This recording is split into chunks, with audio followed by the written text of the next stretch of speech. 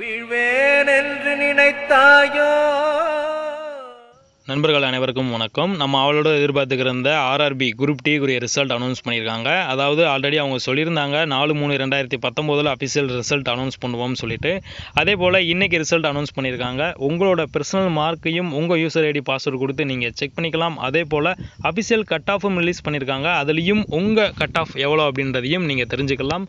அதே போல் செலக்டட் லிஸ்ட்டை பிடிஎஃபாக கொடுத்துருக்காங்க. அதுலேயும் உங்களோட நம்பர் இருக்கா அப்படின்றதையும் செக் பண்ணிக்கலாம்.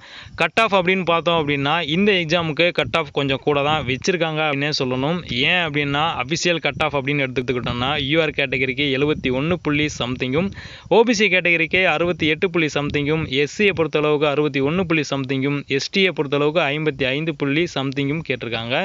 போன ஆர்ஆர்பி குரூப் டி எக்ஸாமை கம்பேர் பண்ணும்போது இந்த எக்ஸாமுக்கு கட் ஆஃப் ரொம்ப கூடவே அப்படின்னு தான் சொல்லணும். செலக்டட் ஷார்ட் லிஸ்ட் ரிலீஸ் பண்ணியிருக்காங்க. அதுலேயும் உங்களோட நம்பர் இருக்கா அப்படின்றத செக் பண்ணிக்கோங்க. அங்கே கொடுத்துருக்கக்கூடிய ஃபைனில் உங்களோட நம்பரை கொடுத்து நம்பர் இருக்கா அப்படின்றத செக் பண்ணிக்கோங்க. இண்டிவிஜுவலாகவும் உங்களோட மார்க் என்ன அப்படின்றதையும் நீங்கள் செக் பண்ணிக்கலாம். உங்கள் மார்க் என்ன அப்படின்றத கீழே கமெண்ட்ஸில் சொல்லுங்கள்.